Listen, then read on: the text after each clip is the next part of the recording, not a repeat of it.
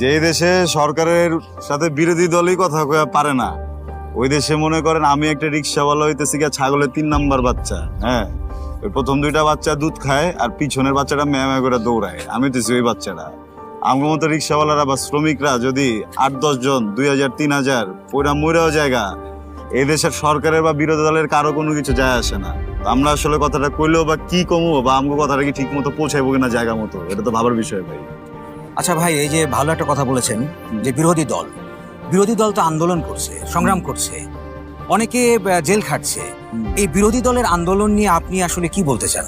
বিরোধী দলকে আছে, হ্যাঁ, দুদিকে তাকায় দেখেন তো, যত দিকে তাকায় দেখি সব জায়গায় তো দেখি একই দলের পোস্টার, ব্যানার, ফেস্টুন সব কিছু। হ্যাঁ, আর বিরোধী দলগুলো সব কই? এটা কি সব রোহিঙ্গা মায়ানমারে থাকে? হ্যাঁ, শোনেন, বিরোধী দলের টুটি অনেক আগেই চাইপা ধরা হয়েছে। বিরোধী দল এখন লুলে হয়ে গেছে, তারা কথাও কইতে পারে না, তারা কোনো কিছু করতেও পারে না, আর কথা কর জায়গাটাও তো নাই। হ্যাঁ, তো এক শাসনতন্ত্র যদি চলতে থাকে তাহলে আসলে কোনো দল, কোনো জনগণ কেউ তো কোনো কথা কইতে পারবো না। আর এদিকে সাধারণ জনগণ সবাই আছে হইতেছে গিয়া খালি পেটের ভিতরে ভাই। টাকা পয়সা যেমন হইতেছে সবকিছুর দাম বেড়ে গেছে গা, তেমন ইনকাম কমে গেছে গা। আলুর দাম বেড়ে গেছে, এখন হয়ে গেছে 80 টাকা কেজি। অন্যান্য শাকসবজি 200 টাকার উপরে, 200-300 টাকার নিচে কোনো মাছ নাই।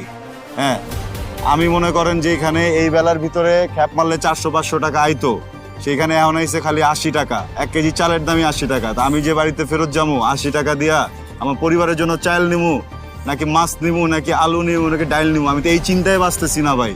এলে বিরোধী দল কি করতে পারলো না, পারলো না, কি লেগা পারলো না, এটা হলো আমি কেন, আমার মতো আরো 10 জন, 15 জন, 10 লক্ষ, 10 কোটি মানুষ তো কথা বলতে পারবো না ভাই। সবাই এই জায়গায় আটকে আছে, বুঝছেন।